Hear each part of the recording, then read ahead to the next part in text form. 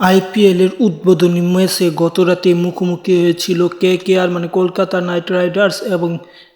Royal Challengers Bengaluru RCB. দু দলের মধ্যকার এই ম্যাচে প্রথমে ব্যাট করতে নামে কেকেআর প্রথমে ব্যাট করতে নামলে অজিঙ্ক্য রাহানের 31 বলে 56 রানের উপর ভিত্তি করে এবং ওপেনার সুনীল নারায়ণের 26 বলে 44 রানের উপর ভিত্তি করে তারা সর্বমোট করতে পারে 174 রান নির্ধারিত 20 ওভারে 8 উইকেট হারিয়ে। যেখানে আরসিবির হয়ে কুণাল পান্ডে তিনি নিয়েছে 4 ওভার বোলিং করে 29 রান খরচ করে 3 উইকেট এবং 175 রানের টার্গেটে ব্যাট করতে নামলে বিরাট কোহলির 36 বলে 59 রানের অপরাজিত ইনিংস পাশাপাশি ফিল স্টাইলের 31 বলে 56 রানের ইনিংসের মাধ্যমে তারা সহজেই 3 উইকেট হারিয়ে 177 রান সংগ্রহ করে 16.2 বলে ম্যাচটি নিজেদের করে নেয় এবং এই ম্যাচে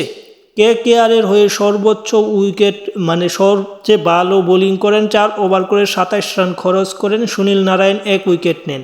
এবং এই ম্যাচে 4 ওভার বল করে 29 রান খরচ করে 3 উইকেট নেওয়ার মাধ্যমে কুণাল পান্ডে হয়েছে এই ম্যাচ সেরা এবং আরসিবি এই ম্যাচটি সহজে জিতে যায় এবং এই ম্যাচ জিতে পয়েন্ট টেবিলের শীর্ষে আছে আরসিবি এবং সবার তলানিতে আছে কেকেআর।